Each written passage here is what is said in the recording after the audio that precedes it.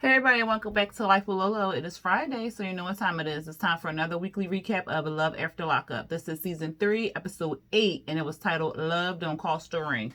Alright, so episode 8 crept up on us because I didn't even realize we was on episode 8. But this episode was a 2-hour mid-season finale. It's going off for a little break. It'll be back in like October. Next Friday, we'll be getting a 4-part series of the old crew from Love After Lockup. Mostly the people who were married, minus what is that boy name? Michael, Sarah, and now Maria, because the other chick, I can't even think of her dang name. She out the picture. So, but the other couples were pretty much married for the most part.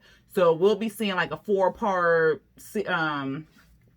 series with them, and they were recording themselves, I believe, because it was like in the midst of corona and everything like that, quarantine and stuff like that. So they'll be recording themselves for the most part. So we'll be getting that. I'm excited because y'all know I'm excited to see what's going to happen with Tony and Angela, because y'all know that is my favorite wretched, jacked up ass couple. That's my favorite couple right there. I don't care. I'm going to get my Angela voice ready for y'all. I've been practicing and stuff because I ain't had to do it in a while. So it got to be all like raspy and like I smoked 100 cigarettes a day type thing. But I'm going to have it ready for y'all because it's going to be entertaining, to say the least. Because when they showed that clip... I heard her sister. I said, Lord, if they don't stop putting that HD camera on Angela, she ain't made for that. She ain't made for that. But it looked like it's gonna be interesting. And then Sarah, it looked like I hope she ain't gonna tell that boy she pregnant. Child, if she tell him she pregnant, I'm gonna lose my whole entire life because girl. Anyway, let's get into this episode. I done got off on the next week's episode. We ain't even there yet. Let's get on this week's episode. Like I said, it was a 2-hour mid-season finale. So it was pretty much all the couples, I think. Was it everybody, I think? Yeah, I think everybody, all the couples were in this episode.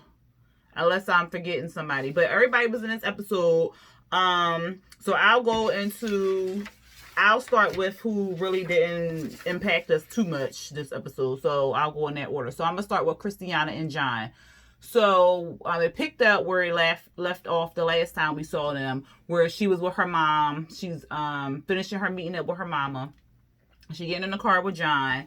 And she's supposed to, remember now, every day the halfway house lets her out or whatever to look for jobs or whatever. So she got to go, I think she said she has to get like 10 applications or talk to somebody about a job. So 10. So somebody has to sign her sheet, I guess.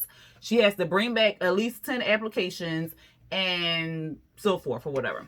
So that's what she's supposed to be doing, okay? But she meeting up with her mama. She done had a meeting with her mom. Then John picked her up from the meeting with her mom, and then he's taking her to a restaurant because they've been married for 2 days, like he said. We've been married for 2 days and we haven't had sex and all this other stuff. And I'm like, is that really all you concerned about? Because that's all you keep talking about. But I thought he was about to take her to a hotel, but he took her to a restaurant. So they go into the restaurant.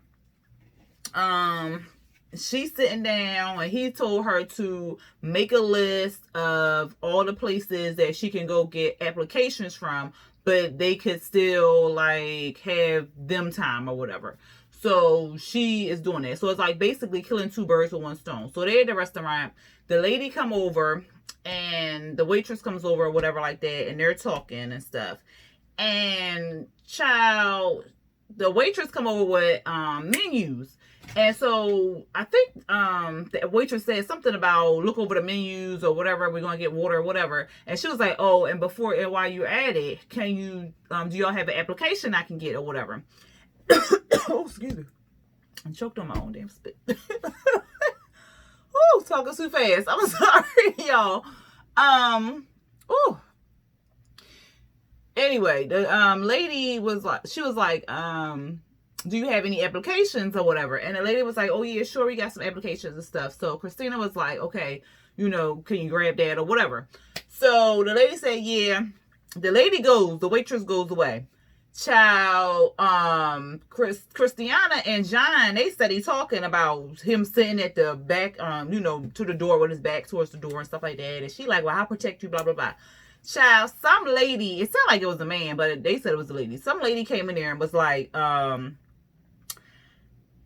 you need to get up now and come to the halfway facility right now or whatever. And it was like somebody from the halfway house. And she was like, oh, okay. And we coming to whatever. The lady was like, no, you riding with us. She was like, oh, okay. John looking like, what's going on or whatever like that. And so they're outside. They like, you supposed to be on the job seek right now, whatever. And you out here to eat. And she like, no, but I did ask her for an application. I did really ask her for an application.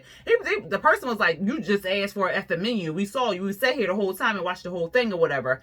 And they took her in the car, child, and drove off. She was like, well, am I going to get in trouble? Am I going back to the jail? Or what's going on? They was like, well, you going to get written up and you going to be on lockdown for a month. Or did they say a month? No, then you're going to be restricted to a building. They didn't say for how long or whatever like that.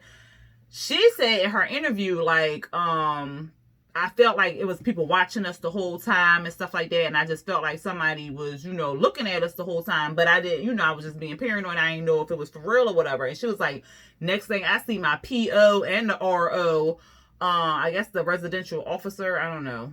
But she said that's who came in there and scooped her behind out. Child, she didn't even have a chance to say bye to John. They took her in the car and zoomed off. He looking outside like, what's going on or whatever.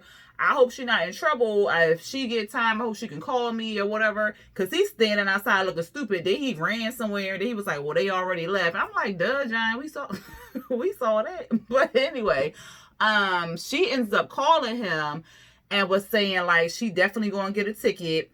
The people don't care about love and all this other stuff. And what else she said? She was saying, like, I'm glad I have you to talk to because I'm, pissed off right now. I'm overwhelmed. This is crazy and stuff like that. And he was just like, all right, well, just let me know if you get a chance. I'll come up there and see you or whatever. And child, he's saying like that could be a relapse for her. It could be a trigger for her, which is true because she left a couple times. That's how she ended up back in jail because she kept leaving the halfway house without, authority or whatever, without they didn't say yes or whatever. She just left the halfway house because she was overwhelmed. Then she went to drugs because she been in this halfway house like 8 times. So she should already know what is going on and how they roll. Like, she should already know this. And she should already know as well that they going to have extra eyes on her because she been there 8 times. Each time she there, she leave. She got cameras following her.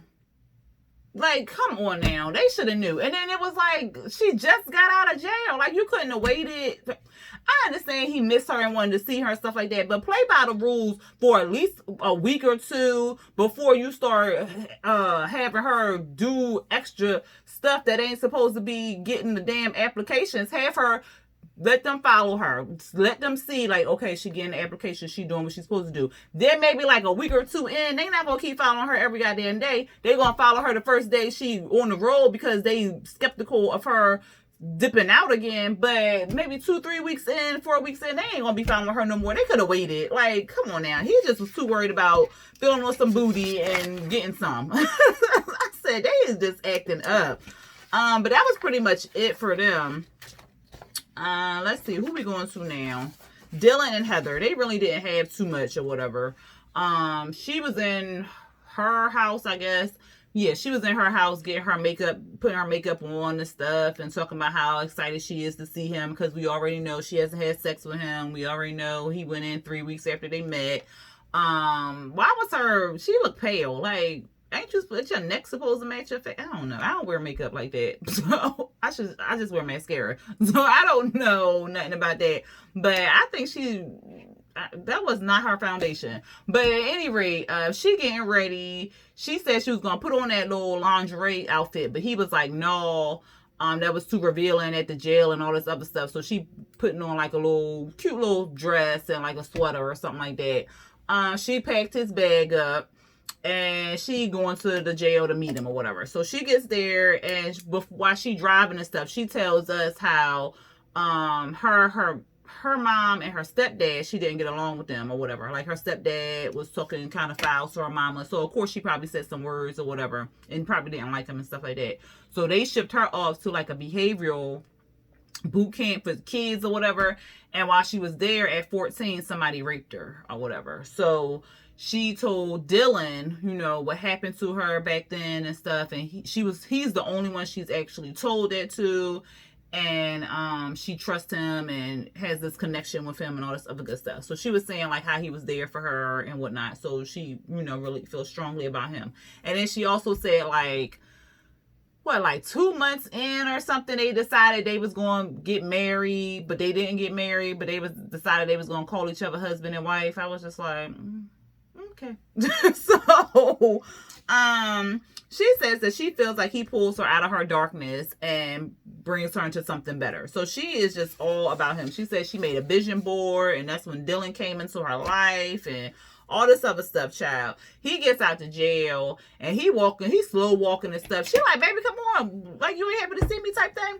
So then she jumps out her little flip-flops and run down there, her little booty jiggling and stuff. And she go jump on him and whatnot. And he's cute. He's nice and muscular and stuff. She got him his little clothes and had him change out there. She all spraying the cologne on him, kissing on his chest. And like, she ready to bow cheeky wow wow this man right there in the goddamn parking lot. Okay, she was twerking for him. She was backing it up. I said, ooh, child, if y'all don't hurry up and get to a house somewhere. Get to a house somewhere. So he told us that he'd been in jail about 34 times or been locked up about 34 times. So it could be more. He lost count. We know he went to jail for selling X to undercover cop. He said he's tried to sell 100 pills to the undercover cop, child. I said, oh my goodness. So he went in for 5 years, now he out. He was saying like, he was telling us again like he didn't have like no kind of connection, not connection, but you know, sex with Heather. And what was it? Heather had said something and I remembered and I just forgot. Shoot, it'll come to me again. But she said that when Dylan was in jail or before he went to jail, he was only interested in partying, like doing drugs, selling drugs, and having sex with everybody and anybody. I was like, okay, but y'all was together and he didn't do nothing with you, but he was doing it with everybody. Okay, I ain't like that. So, and he told us he was 18, he was modeling, he was in the clubs, he was selling drugs, he was doing all this stuff. He told us all that. He was saying like he thought it was gonna be like a scary release, but it really wasn't. What else happened? Oh, she would come see him like every weekend and drive 7 hours. That's dedication, child. But he also told us that she has his name tattooed on her like 3 or 4 times in different places, like her calf, and one in Japanese, one in regular words, one in like all. He was he was, what did he say? It's borderline obsessive. I was like, oh, that's not somebody you want to get in a relationship with, because if you try to leave, But yeah, but he said that he he's trying to see how it's going to be when they living together in the same house 24/7, not just him behind bars type thing. So he going to see, he kind of concerned about what their interaction will be out of prison. Then we saw them like in a car wash or whatever, and basically they bowed Chicky Wow Wow. I think they bowed Chicky Wow Wow in the car, or she sucked him off or something, child. I don't know. But then what is that girl name? I cannot think of her name. She married to Lamar. I cannot think of her name. I see her face, but I cannot think of her name. But didn't they bow Chicky Wow Wow in the car wash when he got out of prison too? I said that must be something or whatever. But yeah, that's what they did. And that was pretty much it for Dylan and Heather. Let's see, who we moving on to? Oh, but they show like the scenes for when they not meeting up, like when we want to see in October and whenever. Child, they look like they got into it, and it's like that obsessive thing gonna show it's gonna show its true colors. I don't know, but I hope for the best for them. But anyway, Q and Chevelle, child, it's the party. So he 3 days out of prison, and it's the whole welcome home. How about to say Chevelle? Welcome home Q party or whatever like that. He meeting her family. Her family meeting her, you know, everybody kind of, it looked like it was a nice gathering. A lot of people I'm assuming Rona wasn't out then, because there was a lot of people gathered in like a tight spot right there. But you know, they looked like they was having a good time. She was nervous.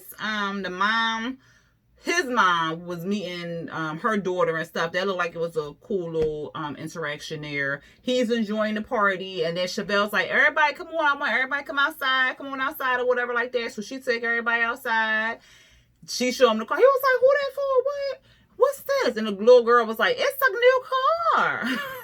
Like, I think you know that, boo. But it was cute.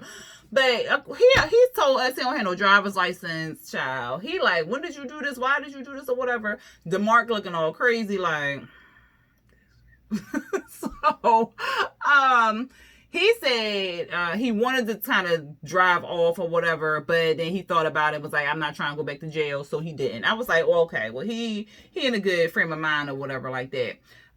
Everybody was like walking and cheering and stuff like that. Like I said, DeMarc, he was not with it at all. He was just not with it. He was like, it's only a matter of time before it hit the fan or whatever. Like, I know something to pop off with this boy, and I don't understand why she doing all this, whatever.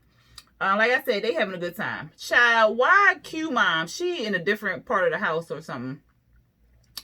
Chevelle mama I don't know if she was walking through or whatever, but Q mom was like, what was that nonsense? And the mama was like, what? The car? She was like, girl, sit down, sit down, sit down. She was like, what type of foolishness was that? Why would she buy him a car or whatever?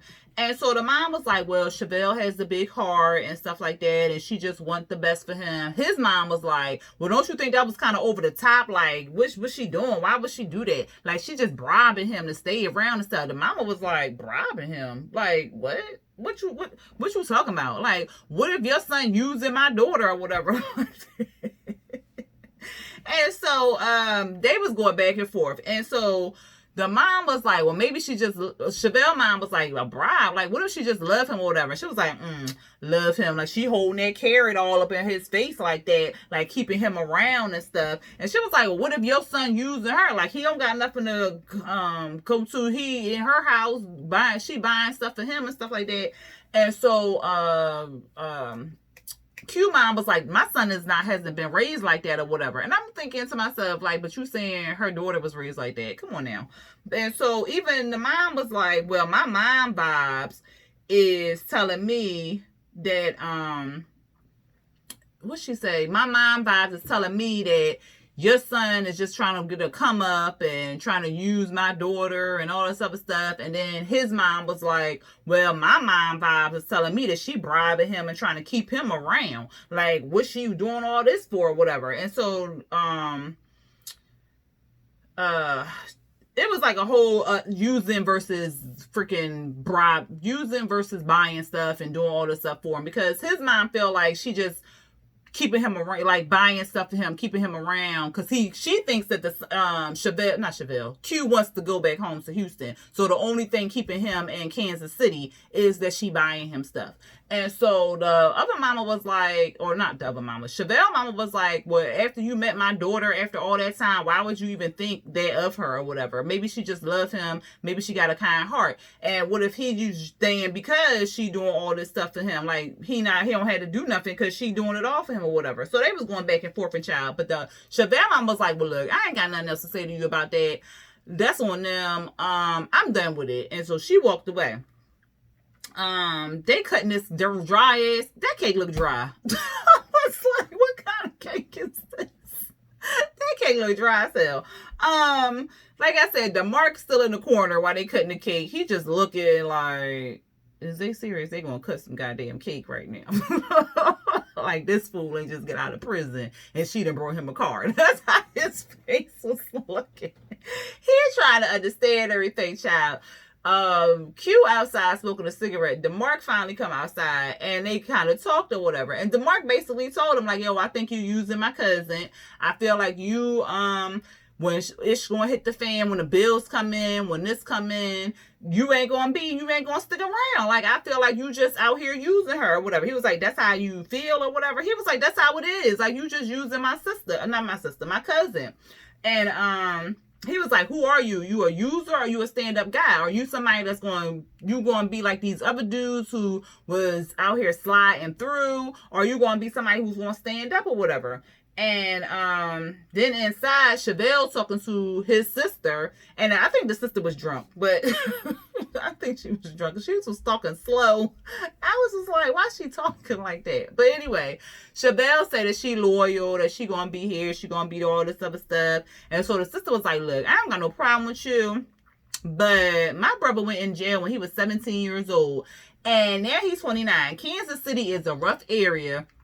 People are dying every day. People are going to jail every day. Them people had shot my brother and left him for dead and all this other stuff. And Chevelle like, yeah, but he went in when he was 17, but he out now. He's 29. He a man. And she was like, yeah, age-wise, he a man, but mentally, he's still that young boy who went into jail or whatever, which is true. Like, yes, he hasn't done anything in those 12 years to really be like, what has he done that has shown him to be an adult? Like, he hasn't done any adult like things or whatever. So the sister is right. Chevelle keep looking at this man's age like he's a man, but he went in 17, he came out 17. Like, his mind frame is still there until he is out a little bit longer and is actually contributing as an adult.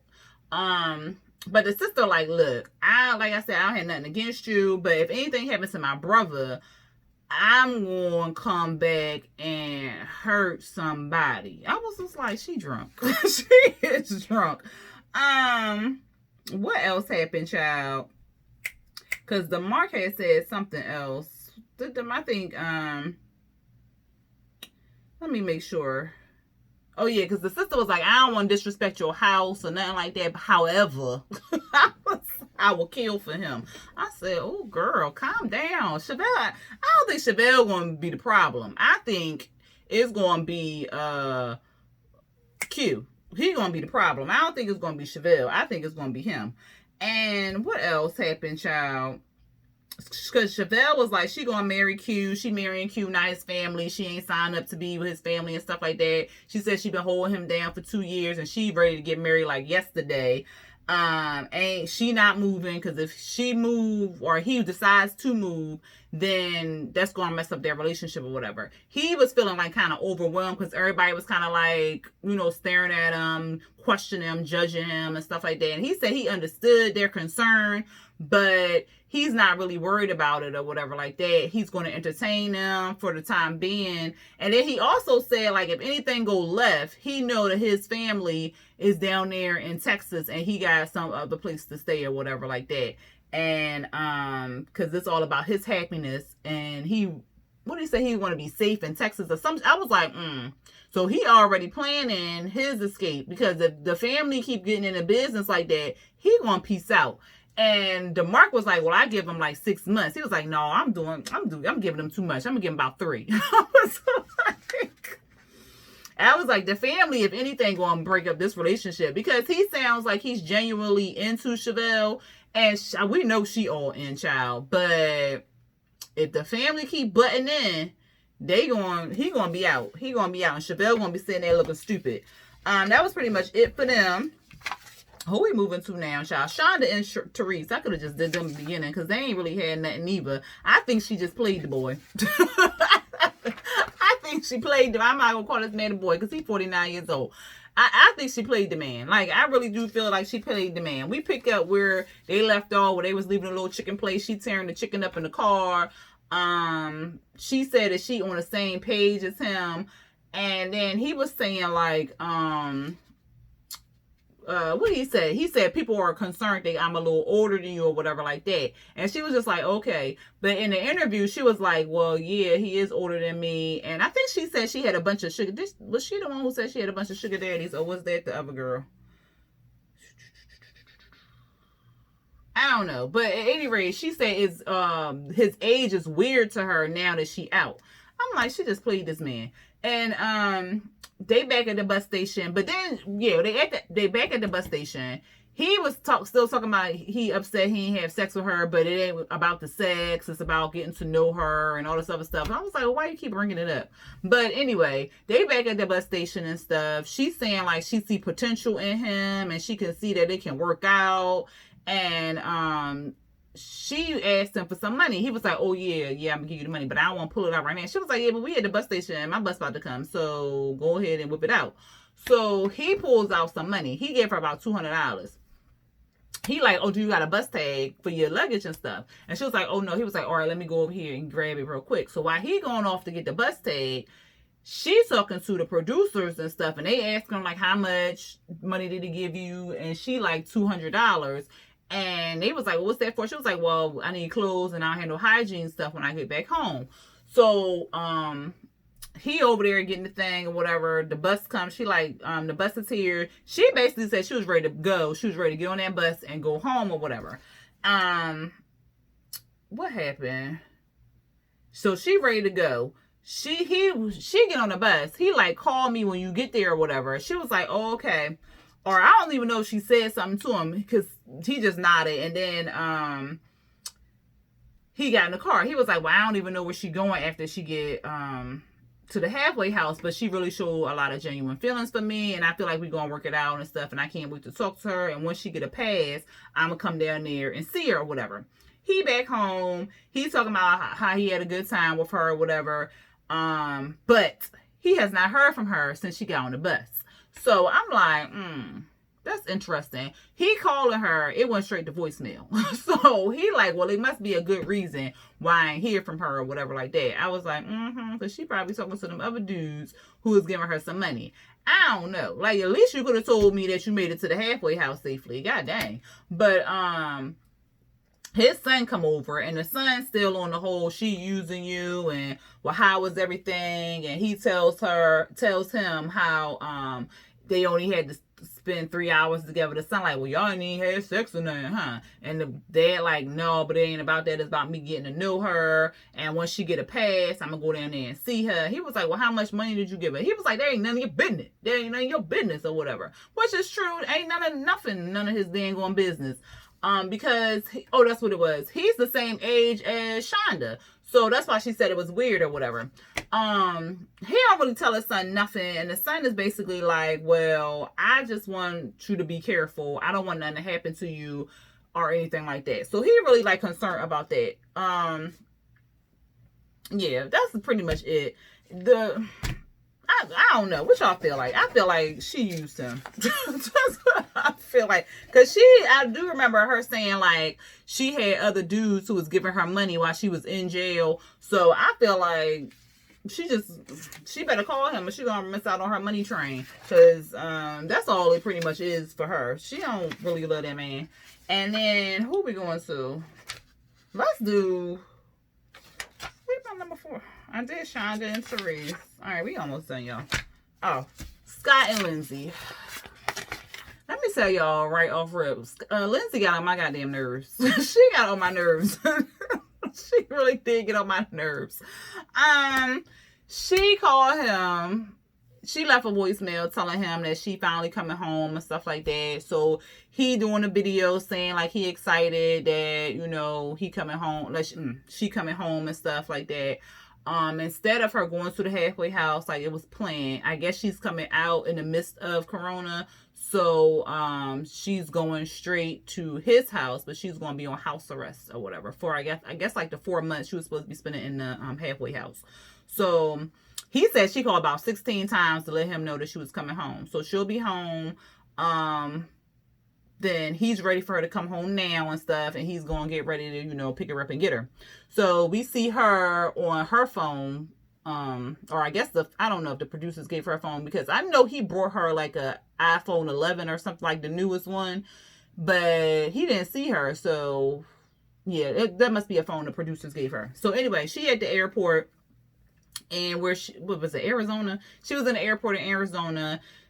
She was saying like she the only one at the airport and stuff like that, and she was telling us how she didn't get into any legal trouble until she was 22, and then she had 98 grams of meth on her, and so then she went to jail. She's talking on the phone to her daughter, telling her daughter that she's coming home and stuff. She is excited. The daughter's like, for real? Like, oh my gosh, she's all excited and stuff, ready to see her mom pretty much.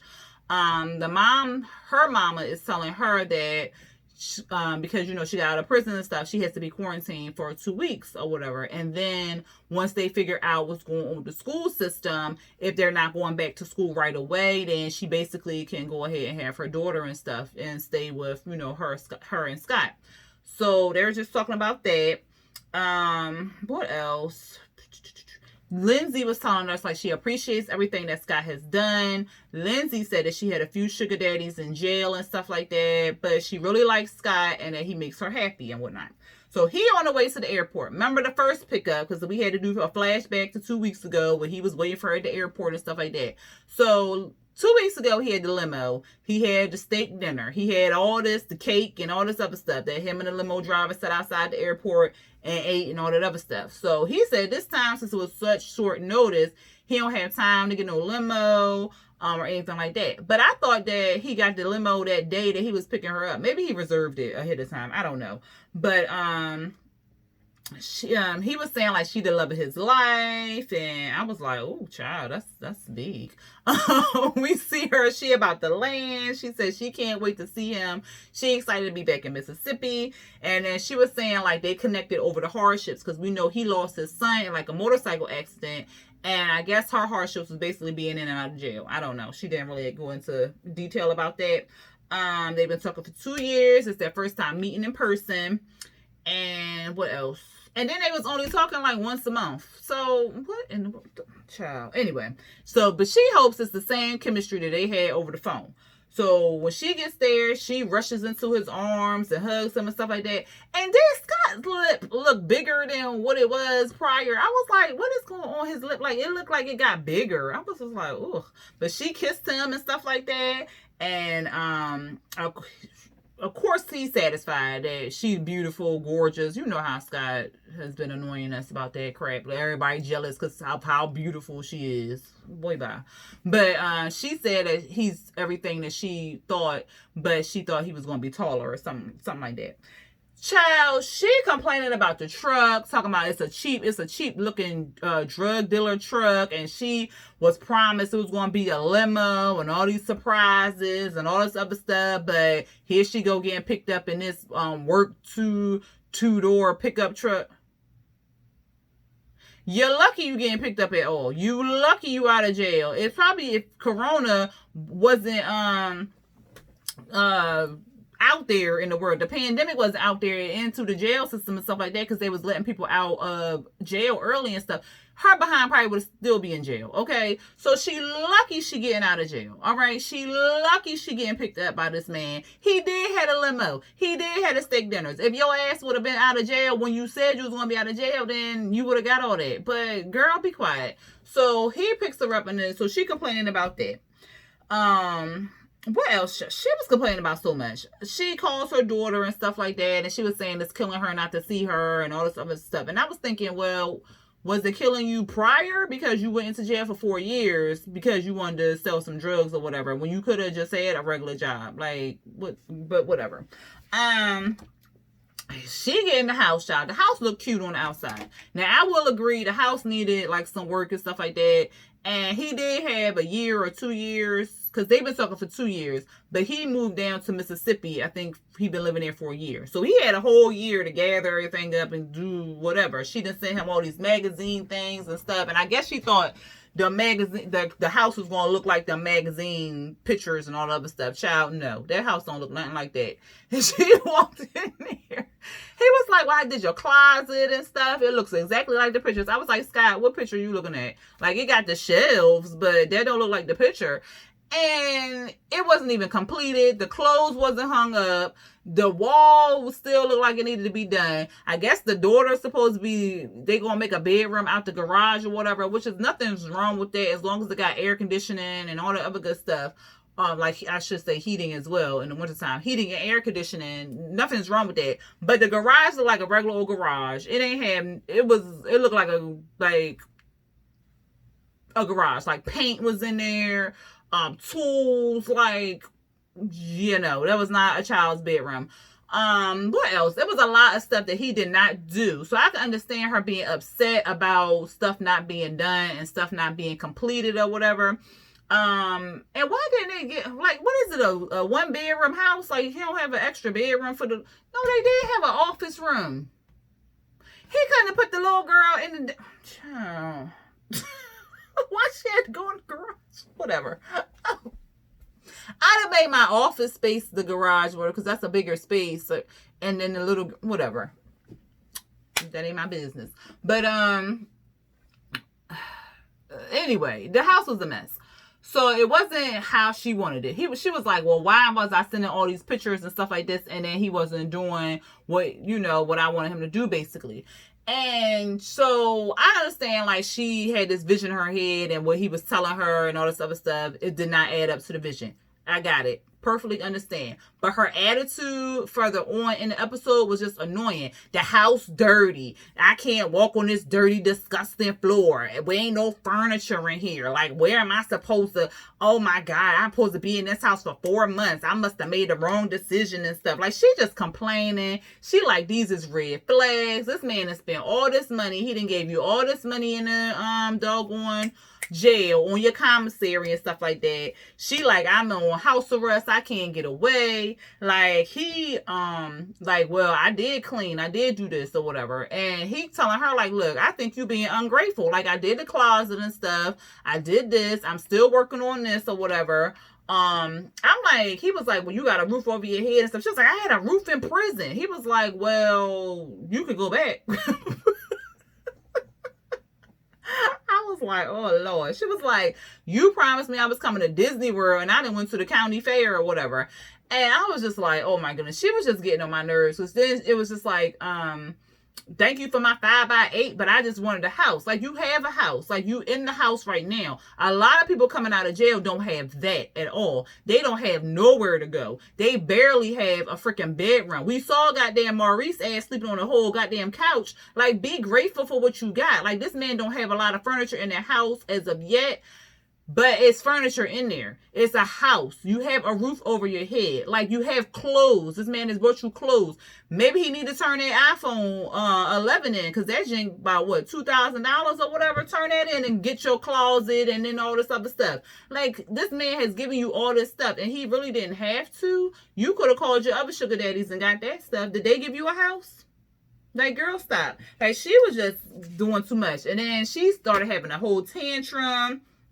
Talking about ain't nothing right. And then she plopped on the floor. And he was like, well, I'm sorry. He went over there to touch her or whatever. And he was like, well, I'm sorry that anything. Let me alone. She screamed on his ass. He backed up. And then he was talking about something. He surprised her attitude and the transitions that she did and all this other stuff. Because he's surprised at the Southern Belle. And I was like, did you think she went to jail for being a Southern Belle? Like, boy, what?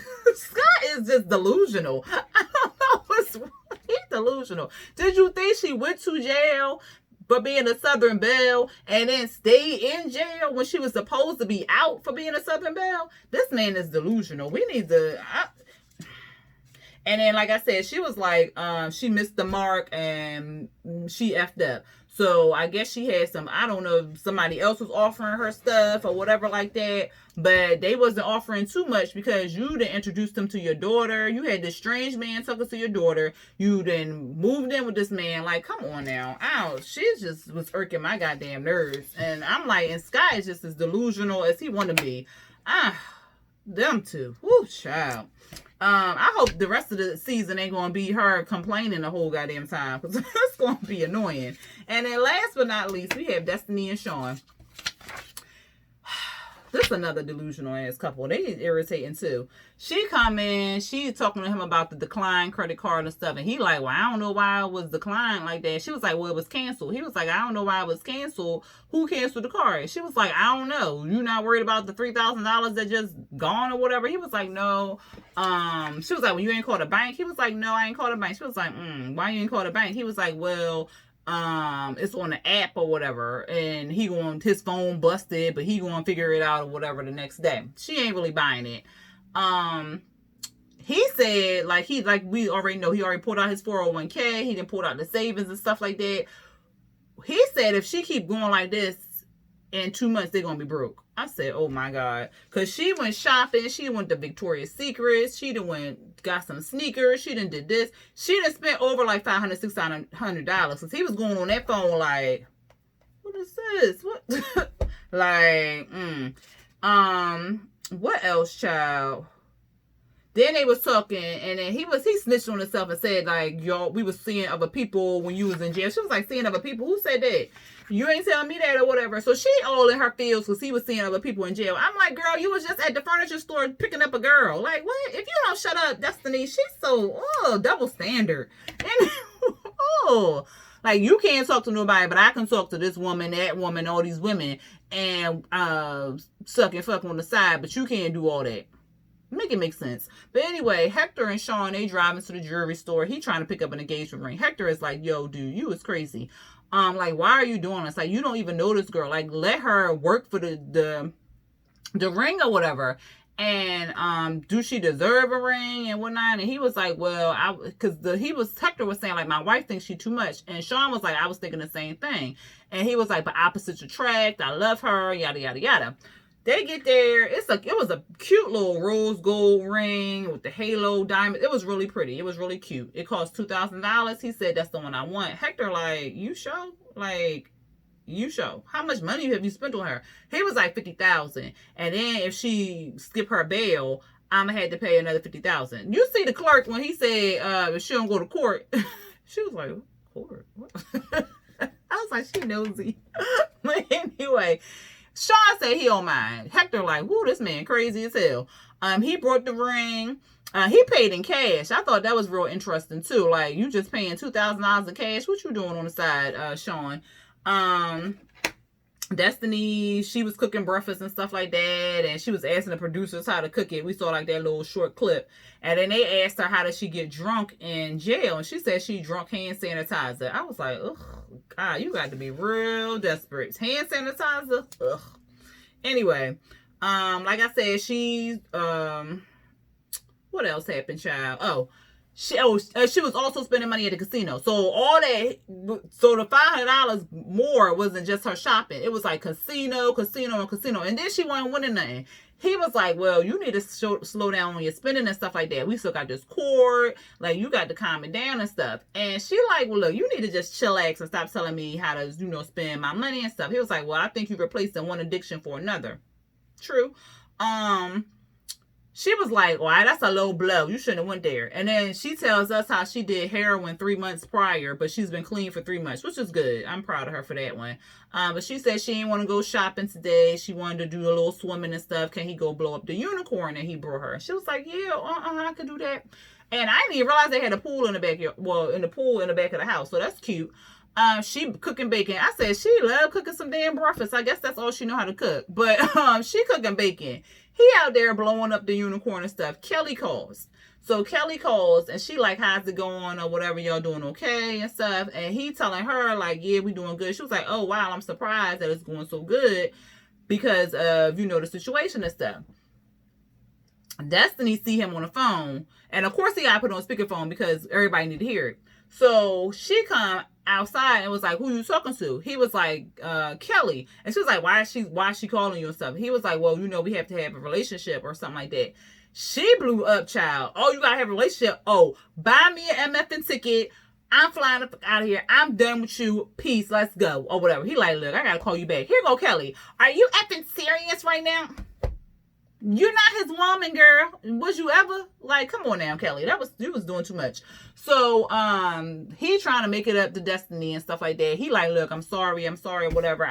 When I said we had supposed to have a relationship, that ain't what I meant. Like, we weren't gonna be like together, but we need a relationship for our children, which is true. They need to have like some kind of co-parenting type of relationship and stuff so they can, exchange information. She was like, well, she wasn't calling you about your kids. You don't need to be talking to her and all this other stuff. And he was like, well, I do need to tell her about you or whatever, because you're going to be around my children. And she was like, no, that's just weird to me. I don't like that. So he like, well, look, I just want to make up for what. She was like, ain't no making up. I'm done with you. I'm done. I'm out of here, whatever. He about to go to work, but he want to, fix it before you go to work. She like, I ain't having that. Peace out. You don't love me. You never did love me. I don't give two shits about you no more. So he go hop in the car or something like that. She's talking to the producers or something. I don't know what happened, but somehow she went over there and started pop, swinging on him. He was like, I'm done with this effing show. I'm done. And that's pretty much how it ended, child. I said, Lord, these people is a hot mess, okay? Oh, shoot. I did forget somebody, y'all. I forgot all about Jessica and Maurice.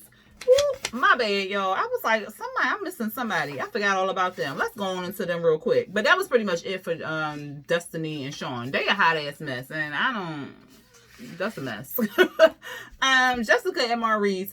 So it basically picked up where they left off and stuff like that. They come in the house. The dad was standing there looking the whole time like he was not with the shits.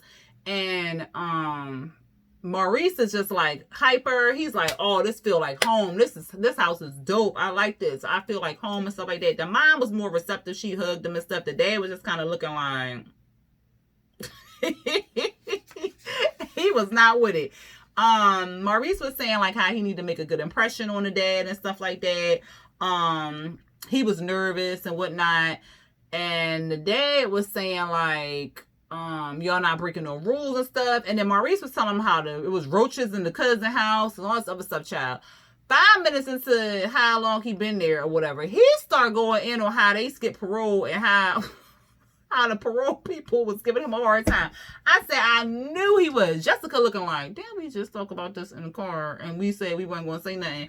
But he says it. So the mama like, so they know you're not supposed to be here. He like, no, not really. So she like, well, I hope they don't know where I live at and stuff like that. She nervous talking to Jessica because Maurice had went outside with the dad. The dad was like, look, we need to talk about this or whatever. So the dad was saying like he not crazy about the whole thing. He not crazy about Maurice associations, with the Crips and stuff like that. He concerned about his family. And Maurice understands. He like, that's how I am, like, about family and everything like that. He says that he wants to protect I'm about to call this child Angela, Jessica. He wants to protect her. He wants to keep her safe and be a stand-up man. He said that he's done with that lifestyle. He's not into that lifestyle anymore. All he's about now is family and doing right by Jessica and himself and stuff. And he said like he's spitting good game. So I mean, I hope he's telling the truth. He's saying like he don't want her in no bullshit, but yeah, you just skip parole to go to the family house or whatever. I don't know.